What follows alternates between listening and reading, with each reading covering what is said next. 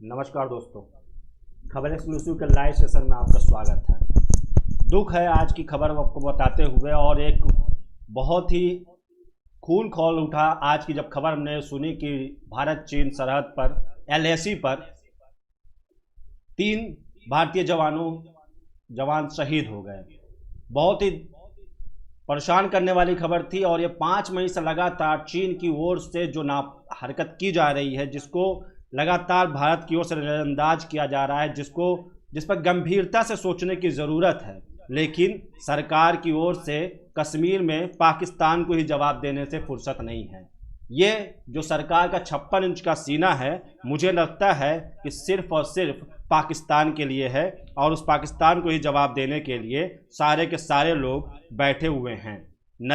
खबर इसलिए बहुत ज़रूरी है क्योंकि जहां कश्मीर में जून के महीने में भारतीय सेना पाकिस्तान के आतंकियों को चुन चुन कर मार रही है, लेकिन वहीं लगातार 5 मई से लगातार चल रहे तनाव के बीच में भारत की ओर से आज 3 जवान शहीद हो गए। और इस वक्त की सबसे बड़ी खबर बता दूं मैं आपको, जिस खबर का दावा करके, जिस साइट का दावा करके सारे मीडिया चैनल ये बात कर रहे हैं कि भारत ने भी चाइना का नुकसान किया है और उसके भी सैनिक मारे गए हैं, उस खबर को लेकर के ग्लोबल टाइम्स ने जो ट्वीट किया था, उसने अपना ट्वीट डिलीट कर दिया है। साथ ही उसने फिर ट्वीट किया है और उसने लिखा है कि हमारी तरफ से ऐसा कोई चीज़ नहीं दावा किया जा रहा कि भारत ने चीन के 5 सैनिकों को मारा है।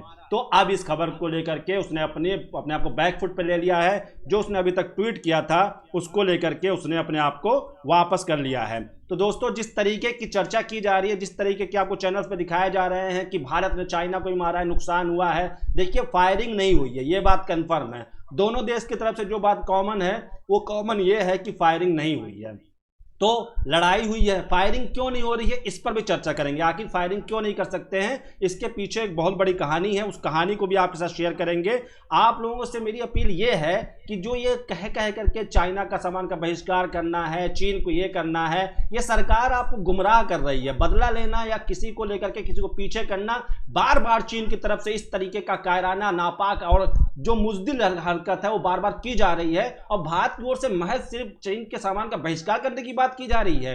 कितने साल हो गए, तकरीबन 4 या 5 सालों से मैं लगातार सुनते आ रहा हूं कि चीन के सामानों का बहिष्कार हो, लेकिन चीन के सामान के बहिष्कार के नाम पर सिर्फ और सिर्फ जाकर के जो चाइनीज लाइटें होती है दिवालियों में जलते हैं, उनको बुझा दिया जाता है, वो बहिष्कार हो जाता है। जो बड़े से बड़े प्रोडक्ट चाइना के उनके इस्तेमाल किए जाते हैं। एग्जाम्पल के तौर पे ले लेते हैं मोबाइल कंपनियों का, जो आप मोबाइल कंपनियां बड़ी बड़ी कंपनियों का मोबाइल यूज करते हैं, वीवो हुआ, ओप्पो हुआ, वन प्लस हुआ, रियलमी हुआ, रेडमी हुआ, ये सारी कंपनियां चाइना की हैं। इनकी मैन्युफैक्चरिंग यूनिट भले इंडिया में लगाई गई हैं, लेकिन इसका पूरा का पूरा ज्यादा से ज्यादा प्रॉफिट चाइना को जाता है। और जिस बहिष्कार की आप बात करते हैं, जो 50-100 रुपए की चाइनीज लड़ियों की बहिष्कार करके आप सोचते हैं चाइना को हरा देंगे, तो सिर्फ बातें हैं। चाइना का बहिष्कार करने की बातें सिर्फ सरकार के मुंह से, सरकार के समर्थन वाले लोगों के मुंह से कहने में, सुनने में अच्छा लगता है। तो मेरा सवाल आज सिर्फ इतना है, अगर आप उस सवाल को समर्थन करें तो आप मुझे अपना कमेंट में जरूर बताएं कि आपको क्या लगता है कि ये जो 56 इंच का सीना सरकार दावा करती है, क्या वो 56 इंच का सीना सिर्फ पाकिस्तान के लिए है? पाकिस्तान हमारे 10 सैनिकों के ऊपर हमला करता है तो उसके बाद में भारत की ओर से सर्जिकल स्ट्राइक कर दी जाती है, फिर हमला करता है तो एयर स्ट्राइक कर दी जाती है। लेकिन चीन के साथ ऐसा क्यों नहीं होता है? चीन के साथ ऐसी क्या मजबूरी भारत के साथ में है कि सारे नियम, कायदे, कानून भारत को ही मानने की जरूरत है? चीन को जब इच्छा करती है, जब वो उसको मन करता है, मुंह उठा के चाहे वो डोकलाम में आ जाता है, चाहे वो लद्दाख में LAC पे आकर के अपनी मनमर्जी करना शुरू कर देता है।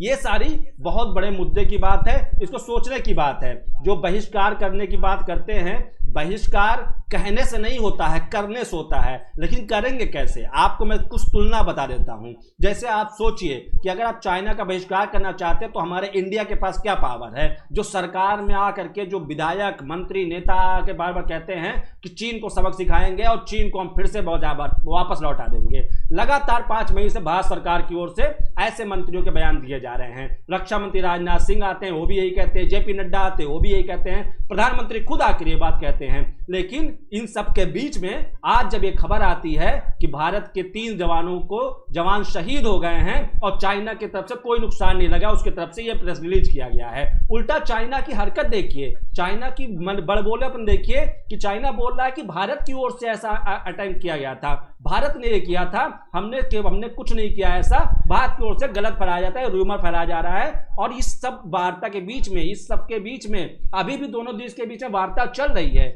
बातचीत का दौर भी जारी है। लेकिन बातचीत से अगर समाधान निकलता तो चाइना इतने ज्यादा करके आज नेपाल को उसने अपने तरफ मोड़ लिया है। नेपाल जैसा देश जो हमारा बहुत घनिष्ठ हुआ करता था, हर बात को हमारे साथ कंसल्ट करके कोई चीज उसके यहाँ देश में हुआ करता था, हमारे देश की चीजें उसके यहाँ जाती हैं जिससे नेपाल बढ़ता है, आज वो नेपाल अपनी आंखें तरेर रहा है हमसे। क्यों तरेर रहा है? क्योंकि चाइना ने उसके ऊपर हाथ रख दिया है। आज उसने लिपू लेक और इन तीनों काला पानी की जगहों को अपने पास मैप में दिखा करके भारत को एक चेतावनी दी है कि तुम्हारा जो 56 इंच का सीना है वो सिर्फ जाके पाकिस्तान को दिखाना। ये बात चीन के साथ में नहीं चलती है। और इसका जवाब ढूंढने की पूरे हिंदी मीडिया में चैनल्स पे बड़े बड़े क्रोमा बना करके स्क्रीन पर आग लगा करके और पता नहीं क्या क्या करके बताया जा रहा है कि हमने चीन को भी जवाब दिया है।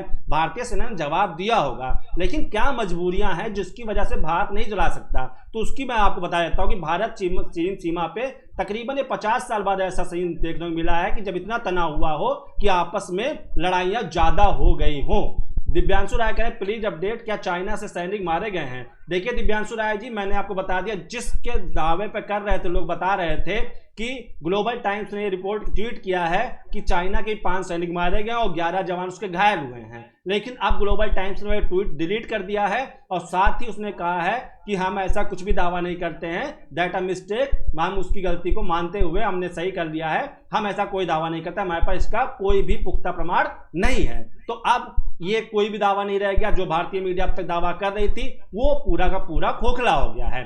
अब क्या करें, सरकार बैकफुट पे चली गई है और जो टीवी चैनल्स पे सारे बड़े बड़े स्क्रीन में बैठे हैं उनको सरकार की चापलूसी करनी है, सरकार के साथ जाना है। तो अब कैसे कह दे कि हमारे 3 जवान शहीद हुए हैं? सवाल ये उठता है कि जब फायरिंग हुई नहीं तो ऐसी कौन सी धक्का मुक्की और कैसी ऐसी लड़ाई होगी, कौन से लाठी डंडों से आपस में पीट करके ऐसे ही भारतीय सेना के 3 जवानों को शहीद कर दिया गया, जिसमें से एक अफसर भी है। तो ये बहुत बड़ा सवाल है और बहुत बड़ा षड्यंत्र है जिसके घेरे में आकर के आम जनता सरकार के नेताओं के, रक्षा मंत्री की, प्रधानमंत्री की जो बातें कर रहे हैं वो सिर्फ और सिर्फ बहकावे की बातें हैं। और जो लोग आपसे आकर के, इनके समर्थित लोग ये कहते हैं कि चाइना को बाइकाट कर दीजिए तो आपका चाइना मिट जाएगा, तो कुछ नहीं मिटता है। ये खाली बहिष्कार उसी हद तक है जिस तक के लोग कहते हैं बहिष्कार होगा। अब कुछ दिनों में आपको, 1-2 दिनों में आपको विजुअल देखने को मिलेंगे कि बीजेपी समर्थित कुछ लोग और सरकार समर्थित कुछ लोग आपको चाइना के सामानों को जलाते हुए नजर आएंगे, चाइना के सामानों का बहिष्कार करते हुए नजर आएंगे और कहेंगे कि हमने चाइना की कमर तोड़ दी और चाइना को हमने जवाब दे दिया। टीवी चैनल्स पे आपको दिखाया जाएगा कि चाइना के बाजार में बहुत बड़ा नुकसान लग गया, चाइना अब इतनी स्थिति में आ जाएगा कि चाइना को मजबूरी में भारत के साथ सरेंडर करना पड़ेगा। ये सब सारी खबरें आपको देखने को मिलेंगी। लेकिन भारत और चीन के बीच में 50 सालों में फायरिंग नहीं हुई है, कभी भी गोलियां नहीं चलती है, केवल धक्का मुक्की। तो उसके पीछे वजह है, जब भारत में पीवी नरसिम्हा राव की सरकार थी 1993 में, तो वो चीन के दौरे पे गए थे। उस वक्त एक शांति समझौता हुआ था जिसमें यह तय किया गया था कि ज्यादा से ज्यादा हमारे जो बॉर्डर का विवाद है उसको हम लोग बातों सुलझाने की कोशिश करेंगे, लड़ाई और युद्ध का नतीजा नहीं आएगा। साल 1975 में ऐसी घटनाएं हुई थी, उसके बाद से ऐसी चीजें करने देखने को नहीं मिली थी। लेकिन आज ऐसा क्या माहौल बन गया, ऐसी क्या सिचुएशन होगी, ऐसा क्या तनाव बन गया कि आज चीन ने भारत के साथ इतना बड़ा लड़ाई हुआ और रात में लड़ाई होती है और सुबह इतने देर में रिपोर्ट की जाती है, उसमें भी अभी तक की ये नहीं प्रूव कर पा रही है भारतीय सरकार कि चाइना को नुकसान हुआ है कि नहीं हुआ है। और हमारे देश के जो जवान शहीद हुए हैं उनकी शहादत को लेकर के दुख तो है, हमें दुख है, क्योंकि गर्व हम कैसे करें, क्योंकि सरकार हमें गर्व करने का मौका ही नहीं दे रही है। क्योंकि गर्व करने की बात यह है कि जब हमने पाकिस्तान ने हमारे सब जवानों के ऊपर अटैक किया था तो भारत सरकार ने सर्जिकल स्ट्राइक करके मुंह तोड़ जवाब दिया था। लेकिन जब चाइना करता है तो बातचीत की दौर जारी होती है, राजनाथ सिंह सीडीएस की बैठक बुलाते हैं, तीनों सेना प्रमुखों से बात करते हैं, लेकिन बात से तो पाक से कभी संबंध नहीं सुधरे, तो क्या बात से चाइना संबंध सुधर जाएंगे? अब चाइना का भारत क्या कर सकता है, इस पर भी चर्चा कर लेते हैं। देखिए, पाकिस्तान और भारत की अगर तुलना की जाए तो कुछ भी नहीं है, जिसका आपको टीवी चैनल पर लगातार आपको विश्लेषण दिखाया जाता है कि भारत के पाकिस्तान कुछ नहीं है। लेकिन अगर चीन की विश्लेषण की बात की जाए तो विश्लेषण बहुत कम दिखाया जाता है, क्योंकि चीन हमसे बहुत ज्यादा अभी भी टेक्निकली मामले में और अस्त्रों शस्त्रों के मामले में उसके पास ज्यादा हमसे है। लेकिन हमारे पास एक बहुत अच्छी चीज है, वो है कि हम लोग बाइट दे सकते हैं, आकर के लोगों को बहुत बड़ी बड़ी बातें कर सकते हैं, वो हमारे अंदर खासियत है। उसमें हम चाइना से बहुत आगे हैं। जैसे कि आएंगे, एक नेता आएंगे, आपसे कहेंगे चीनी सामानों का बहिष्कार कर दो, चीनी की कमर टूट जाएगी।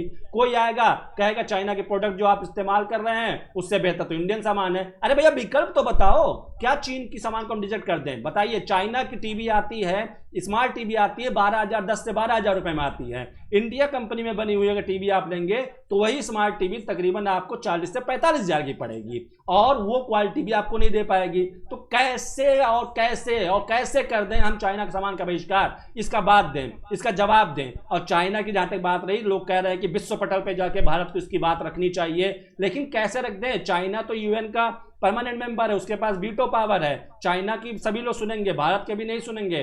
भारत सशक्त है, भारत बहुत सारा बलवान बना है, किसके लिए? केवल पाकिस्तान के लिए। पाकिस्तान कुछ बोलेगा क्योंकि पाकिस्तान की पावर हमारी कुछ नहीं है। पाकिस्तान की आबादी 22 करोड़ है, जो हमारे उत्तर प्रदेश की आबादी से भी कम है। उससे तुलना करना बहुत ही ऐसा बात हो जाती है कि बस एक गरीब आदमी है, उसको हम पीट देते हैं जब भी हमें गुस्सा लगता है, लेकिन हमसे जो बगल में बड़ा आदमी है हम उससे कुछ नहीं कर पाते हैं। उसका जब मर्जी होता है तब डोकलाम में आगे आ जाता है, जब मर्जी होता है लद्दाख में आगे आ जाता है। और हम जब ऐसी बातें होती हैं तो हम लोग कहते हैं कि चाइनीज सामानों का बहिष्कार करो, और उठा उठा करके हम लोग पूरा भाई साहब चाइनीज लाइटें जला देते हैं कि बुझा दिया हमने, भाई खत्म कर दिया। फिर अगली दिवाली पर चाइनीज लाइटें दिख जाती है। तो आप कैसे बहिष्कार कर रहे हैं? कैसे समाज हो रहा है? और जो लोग विरोध कर रहे हैं, जो सरकार में बैठा लोग हैं, जो लोग कहते हैं कि चाइना कैसी कमर टूटेगी, वही मुझे बता दें उनके घरों में कितने सामान चाइना के नहीं है? उनके मोबाइल फोन क्या चाइना के बने हुए नहीं है? कोई कंपनी, भारतीय कंपनी बता दें जो भारत में मोबाइल बना रही हो। तो कैसे हम इसका परित्याग कर दें? इसको समझने की जरूरत है। दोस्तों, मेरी अपील इसलिए आप लोगों से है, हम इस मुद्दे पर पूरा बात करेंगे, यही बताऊंगा कि ये विवाद है क्या, आखिर ये विवाद चलता कहाँ आ रहा है। जो ग्वालियर घाटी में अभी हुआ है मामला, वो सब मुद्दा है क्या? उस सब मुद्दों पर बात करेंगे, वो सारी खबर बताएंगे। लेकिन अभी जो खबर सुनकर गुस्सा आया है, उस गुस्से को मैं इसलिए आपके साथ व्यक्त कर रहा हूं क्योंकि मैं भी बहुत दिनों से मीडिया को, ऐसे जर्नलिस्टों को, सभी को देख रहा हूं जो सिर्फ ऐसी खबरें दिखाने की कोशिश करते हैं जिसमें सरकार की तारीफ हो, सरकार की वाहवाही हो, और सरकार बस ये बता दे कि भैया भारत बहुत बढ़िया करिए। आप सुबह से अब सोचिए, सुबह आप कभी भी टीवी चैनल खोलिए तो आपको सबसे पहले एक ब्रेकिंग देखने को मिलेगी कि पाकिस्तान के घुसपैठ को भारत ने दिया मुंहतोड़ जवाब। 3 आतंकी ढेर, 2 आतंकी ढेर, एक हिजबुल का कमांडर मारा गया। हर दूसरे दिन एक हिजबुल का कमांडर मार देते हैं भारत वाले। इससे क्या होता है कि लगता है कि भारत की सरकार बहुत बड़े दुश्मनों को जवाब दे रही है। लेकिन चाइना बॉर्डर पे आखिर फुस के हो जाती है भारत सरकार की नीति, ये भी सोचने की बात है। अब मानस श्रीवास्तव में थोड़ा कमेंट पढ़ लेता हूं, लोगों के विचार हैं उसको भी जान लेता हूं। मानस श्रीवास्तव कह रहे हैं चाइना हर जगह यही कर रहा है, चाहे वो वियतनाम हो, हांगकांग हो या कोई भी हो। भरत यादव जी बहुत बहुत शुक्रिया। राजकुमार गुप्ता जी का इंडिया चाइना को मुंह तोड़ जवाब देगा, बस देखते रहिए क्योंकि मोदी है तो सब कुछ मुमकिन है। देखिए, आपका विश्वास है तो भाई, बहुत लोग ये भी कहते हुए नजर आए कि भारत जो है वो 1962 का भारत है नहीं। तो क्या चाइना 1962 पर ठहरा हुआ है? चाइना 1962 के बाद से आगे नहीं बढ़ा, चाइना का डेवलपमेंट नहीं हुआ। चाइना जितना बड़ा, इतना बड़ा वायरस फैला करके, कोरोना जैसा वायरस फैला करके वो तब भी सुरक्षित बैठा हुआ है। तो आप सोच लीजिए क्या हो रहा है इस देश में, कैसे आप उसको बचा रहे हैं? आप उसके ऊपर कैसे हमला कर सकते हैं जब इतना बड़ा उसने वायरस फैला दिया पूरी दुनिया में, उसके बावजूद कोई कुछ भी ठोस सबूत नहीं ला पा रहा है? क्योंकि चाइना में इस तरीके से आजाद मीडिया नहीं है, चाइना की बात उठाने वाले नहीं है। चाइना का कहीं ना कहीं, मैंने आपको पहले बताया था, उसका बेसिक मोटो यही है कि किसी तरीके से कोरोना को लेकर जो उसके ऊपर आरोप लग रहे हैं वो आरोप से वो बच जाए, लेकिन वो बचेगा नहीं। अब आपसे बात कर लेते हैं कि गतिरोध है क्या? लद्दाख वाला जो गतिरोध चल रहा है वो है क्या? एलएसी पर जो लाइन ऑफ एक्शन है उसको लेकर तनाव है क्या? इसको मैं आपको बताने की कोशिश करता हूं कि चाइना और भारत के विवाद क्या है। विवाद यह है कि जो बॉर्डर है वो तकरीबन 3000 कुछ किलोमीटर का है, लेकिन चाइना जो है वो 2000 किलोमीटर तक की इस बॉर्डर को मानती है इंडिया और चाइना के बीच में, बाकी उसे अपना मानती है। और इस वजह से वो लगातार कभी कभी आगे बढ़ जाती, कभी चाहे डोकलाम में चाहे लद्दाख में। और भारतीय सेना इसमें गोली नहीं चला सकती क्योंकि शांति समझौता हुआ 1993 में। लेकिन इन सबके बावजूद कई चीजें ऐसी है जिसपे चाइना का साथ है, भारत को बहुत तरीके से खड़ा होना चाहिए और जवाब देना चाहिए, मुंह तोड़ जवाब देना चाहिए। 1962 के युद्ध की आपको बात करें तो 1962 में उस वक्त तत्कालीन सरकार की वजह से, कुछ गलतियों की वजह से भारत इतना कमजोर नहीं था कि चाइना से इतनी बुरी तरीके से आ जाता। शायद अगर भारत सरकार, तत्कालीन सरकार ने अच्छे फैसले लिए होते तो 1962 वाली हार हमें नसीब नहीं होती और हम उसको भी जीत लेते, क्योंकि जिस वक्त चाइना सेना हमारे ऊपर अटैक कर रही थी, हम ऊंचाई पे तो चाहे नीचे पे थी। लेकिन भारतीय सरकार की ओर से इंडिया चाइना भाई भाई जैसा मामला कहा जा रहा था और ये चीजें शुरू हुई थी और एलएसी को स्पष्ट किया गया था 1962 के बाद में ही। लेकिन ये सब चीजें वार्ता हो गई, लेकिन देश का नुकसान भी हुआ। 1962 तक, 59 तक के चीन का दावा था कि उसकी तुलना में 1962 में फिर उसको अपना दावा वापस लिया और युद्ध इसी बात पे समाप्त किया गया और फिर आपस में इसकी अंडरस्टैंडिंग कर ली गई। लेकिन गलवान में जो चीन है, अभी भी चीन की ओर से जो भी चाहता है, वो जैसा भी चाहता है, जिस वक्त चाहता है वो वैसा करता है और भारत उसका खाली एक ही तरीके से विरोध कर पाता है। वो कहता है कि हमने चाइना सामानों का विरोध कर दिया। अब हमको बताते हैं मामले क्या क्या है, लगातार कब से होता आया है। 5 और 6 मई की रात को ये पेंगोंग झील के पास में दोनों सैनिकों के बीच झड़प होती है, हल्की हल्की चोटें आती हैं दोनों तरफ में। और उसके बाद 9 मई को नॉर्थ ईस्ट सिक्किम में उत्तर में नाकुला सेक्टर में भारत और चीन के सैनिकों के बीच झड़प होती है। कुछ सैनिक चोटिल होते हैं, फिर बातचीत से मामला सुलझा लिया जाता है। 12 मई को लाइन ऑफ एक्चुअल कंट्रोल यानी एलएसी पर के पास चीन के हेलीकॉप्टर देखे जाते हैं। भारत सेना भी अपने फाइटर प्लेन तैयार कर लेती है, जिसके बाद चीन सैनिक को वापस जाना पड़ता है।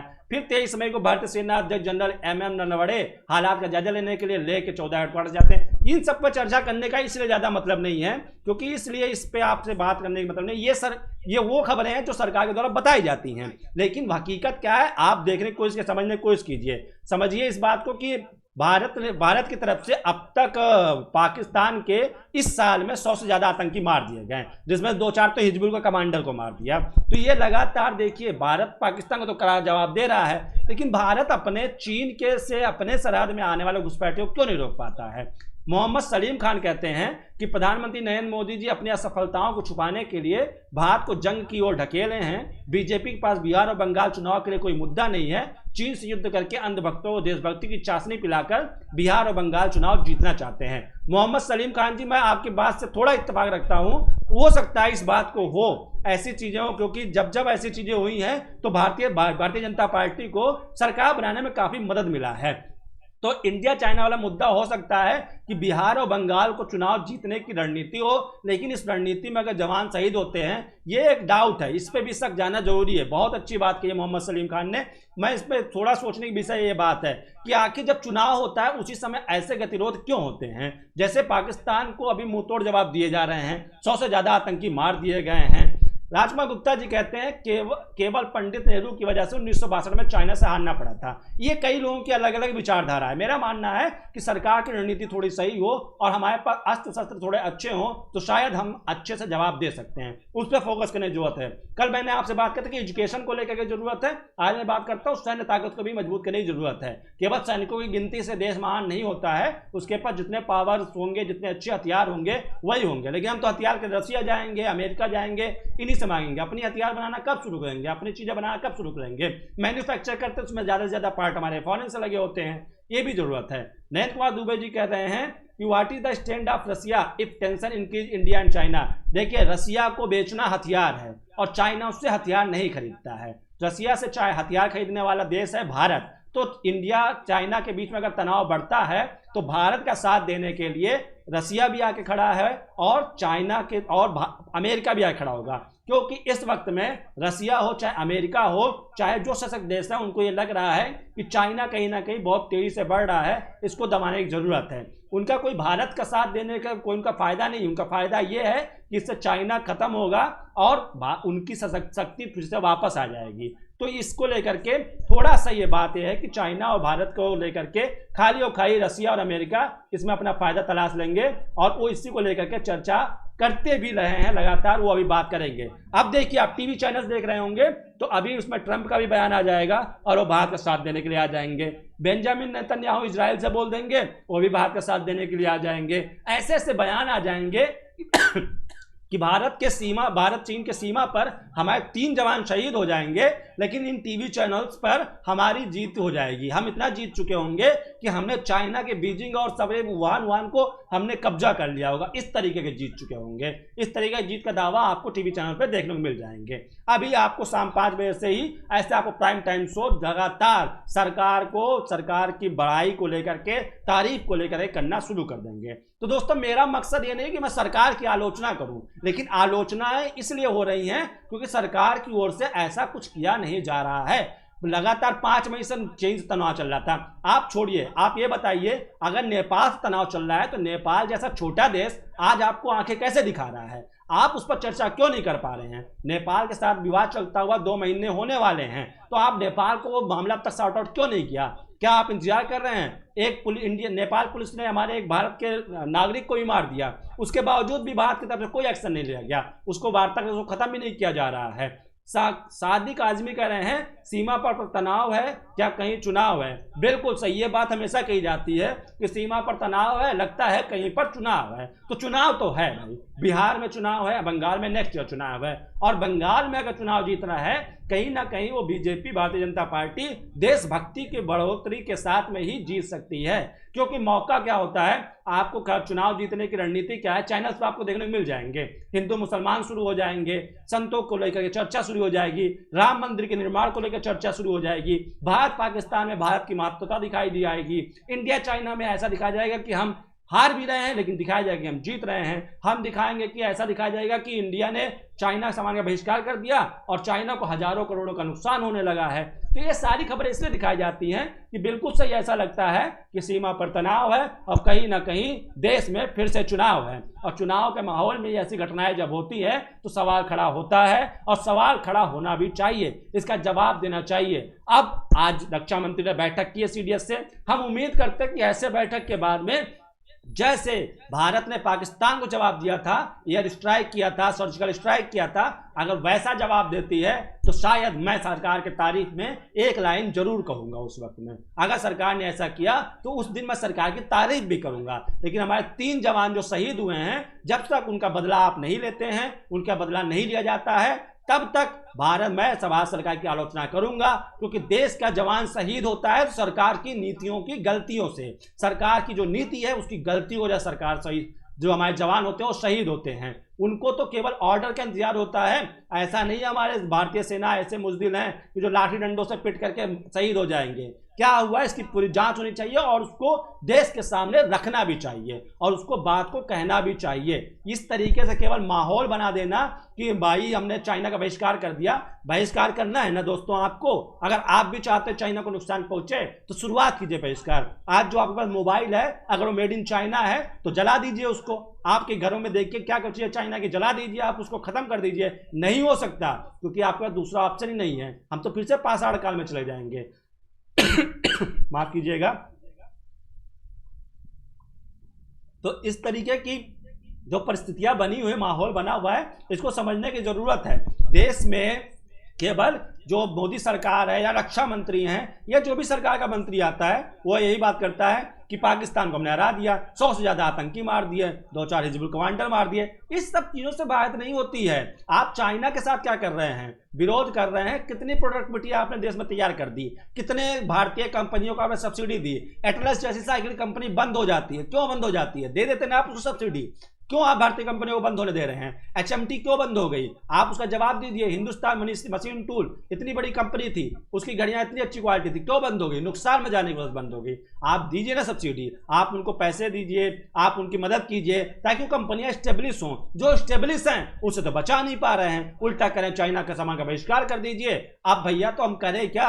हम सामान क्या लें, जीना छोड़ दें, अपनी लाइफस्टाइल बदल दें, मोबाइल का इस्तेमाल बंद कर दें, कैसे जिंदगी कटेगी? इस चीज का भी जवाब देना होगा। चलिए मत करें मोबाइल का इस्तेमाल, और जो टेक्नोलॉजी आप इस्तेमाल कर रहे हैं इस समय रैली रैला करने के लिए, उसमें कौन सी तकनीक इस्तेमाल हो रही है? क्या उसमें कहीं से भी कोई भी जो आपकी LED यूज हो रही है वो सारे मेड इन इंडिया बने हुए हैं? क्या वो चाइना के बने हुए नहीं है? तो इसका भी जवाब दीजिए। आप कहते तो हैं लेकिन खुद इस्तेमाल करते हैं। बहिष्कार कर दो, बहिष्कार कर दो। अरे महात्मा गांधी ने जब कहा था स्वदेशी अपनाओ, तो महात्मा गांधी खुद स्वदेशी अपनाते थे। महात्मा गांधी के पास कोई विदेशी चीजें नहीं थी। तो इस तरीके से आप भी बनो ना, तब तो आप कहोगे, तब तो देश की जनता देखेगी। लेकिन जब आप होता है आप सेल्फी ले रहे हैं, आप स्टार के साथ बुला के मीटिंग कर रहे हैं, बातचीत कर रहे हैं, इस सब से नहीं होगा। चाइना का सुलझाना है मामला तो चाइना को थोड़ा फटकार दिखानी पड़ेगी, चाइना के लिए थोड़ी सख्त रुख अपनाने की जरूरत होगी। अब्दुल लतीफ कह रहे हैं don't demoralise arm force, keep politics away from arm force. यही तो मैं कहना चाह रहा हूं कि सरकार की नीतियों की वजह से भारतीय सेना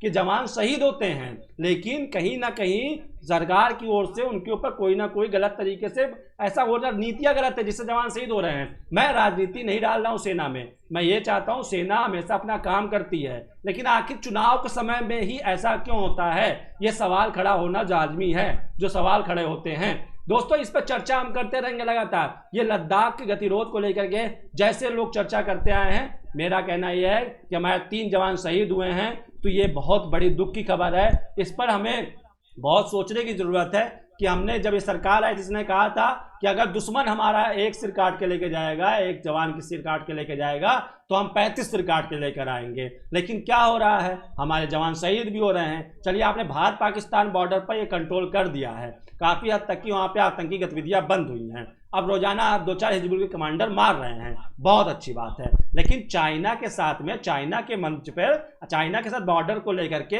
आके 1993 का समझौता केवल आपके लिए है क्या? केवल आप ही शांति से बैठे रहेंगे, आप ही समझौता का पालन करेंगे? चाइना क्यों नहीं करता है? चाइना डोकलाम में कैसे बढ़ाया? चाइना अगर यहाँ तक कि बढ़ के आ जाता है तो आखिर क्यों बढ़ाता है? इसकी भर्त्सना होनी चाहिए, इसको विरोध करना चाहिए। आप कहते हैं विश्व पटल पे भारत का मान उभरा है, भारत के लोग सुनने वाले बढ़े, मैं भी इस बात को मानता हूँ। तो इस बात को रखिए कि चीन की वजह से जो ये चीजें की जा रही है, कूटनीतिक तरीके से चीन का पर्दाफाश कीजिए, चीन के नकाब को उतार फेंकिए, चीन जिस तरीके से ऐसी हरकतें कर रहा है उसको ही बताइए।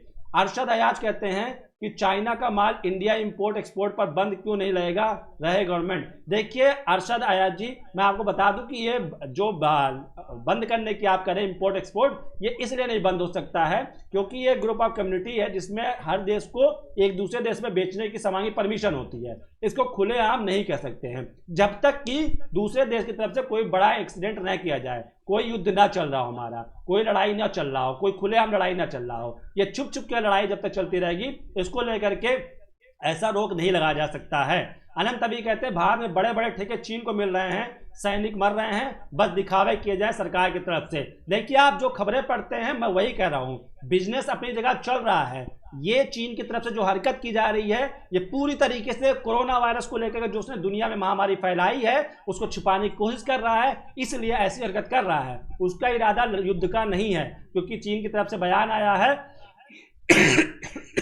बयान आया है कि हमने ऐसा कुछ नहीं चाहते हैं, भारत एक तरफा कार्रवाई ना करे, बातचीत से मामला सुलझ जाएगा। तो चाइना ये भी नहीं चाहता, चाइना खाए देश का, दुनिया का ध्यान दूसरी तरफ केंद्रित करना चाहता है कि कोरोना को लेकर के ध्यान हट जाए और हमारे ऊपर आरोप से हम बच जाएं और इस मसले पर सारे देश कूद पड़े और वो एकदम क्लीन चिट होकर बच जाए। लेकिन ऐसा नहीं होने वाला है। अमेरिका, रशिया सारे लोग पड़े हैं, जिनके देश में कोरोना से सबसे ज़्यादा लोग मर रहे हैं, वो लोग इससे परेशान हैं और चाइना का पर्दाफाश होगा और 2020 के अंत तक आते आते चाइना बेनकाब हो जाएगा और ये साफ जाहिर हो जाएगा कि चाइना ने ही कोरोना फैलाया था और ये इसकी सोची समझी राजनीति थी, रणनीति थी कि अर्थव्यवस्था तरीके से, आर्थिक तरीके से दुनिया के बाकी देशों को कमजोर किया जाए ताकि उनसे लड़ा जाए। लेकिन चाइना कभी भी इतना ज़्यादा, देखिए गलत मंशा लेकर के तो रावण जैसा महाज्ञानी भी सफल नहीं हुआ, तो गलत मंशा लेकर चाइना ने जो कदम उठाया है वो भी फेल होगा और भारतीय सेना इसका मुंह तोड़ जवाब देगी। इस बात की मुझे पूरे यकीन है। अगले 2-4 दिनों में आपको ये खबर जरूर सुनने को मिलेगी कि भारतीय सेना ने चीन को मुंह तोड़ जवाब दिया, क्योंकि बात हम जब तक करते हैं, भारत कभी पहले हथियार नहीं उठाता, लेकिन जब सामने वाला आके तैरना शुरू करता है और हथियार उठाता है तो भारत उसका जवाब भी देता है। और इस बात को लेकर के मैं मानता हूं कि भारतीय सेना इसकी जवाब देगी और जो मुकुंद नरवणे हैं सेना प्रमुख हैं और उन्होंने इनकी सबकी प्लानिंग शुरू भी हो चुकी है और देखिए जल्द ही इसकी खबर आपको देखने को मिल जाएगी। दोस्तों ये लाइव सेशन करने का मेरा मकसद ये होता है, उस खबर पे, उस मुद्दे में मैं आपसे बात करता हूं जिसको टीवी चैनल आपसे मुद्दे बात करने से कतराते हैं, क्योंकि उनको डर होता है, उनके करोड़ों रुपए खर्च होते हैं और सरकार की तरफ से किसी ना किसी तरह उनको मदद मिलती है, जिसकी वजह से वो लोग सरकार को लेकर चाटुकारिता करते रहते हैं। वो बताते रहते हैं कि भैया सरकार बहुत अच्छा कर रही है, सरकार बहुत बढ़िया कर रही है। अब आज सोचिए, आप एक बात और सोचिए, अगर चुनाव से ना जोड़ूं तो एक बात और सुनिए, आज भारतीय जनता पार्टी की वर्चुअल रैली का कोई बड़े नेता का वर्चुअल रैली नहीं है, और ऐसे समय में ये खबर आती है, और ये खबर आने के बाद में बहुत बड़ी परेशान करने वाली है। अब इस पे भारत सरकार स्टैंड लेगी और इस पे जल्दी जवाब दिया जाएगा। दूसरी बड़ी खबर मैं आपको एक और खबर बता देता हूं। एक खबर महाराष्ट्र से निकली है। महाराष्ट्र में गठबंधन में सब कुछ ठीक नहीं चल रहा है। ऐसा इसलिए कह रहा हूं कि सामना में एक लेख लिखा गया कांग्रेस के खिलाफ कि कांग्रेस अच्छा काम कर रही है, लेकिन समय समय पर उसकी पुरानी जो खटिया है उसकी कुरकुराहट सुनाई पड़ जाती है। वहीं संजय राउत ने कहा कि नहीं, हमारी सरकार सब बढ़िया चल रहा है और तीनों पार्टियों को फैसला बताने का अधिकार है, लेकिन फैसला लेने का अधिकार केवल सीएम उद्धव ठाकरे को है, और यह शुरुआत में ही तय हुआ था।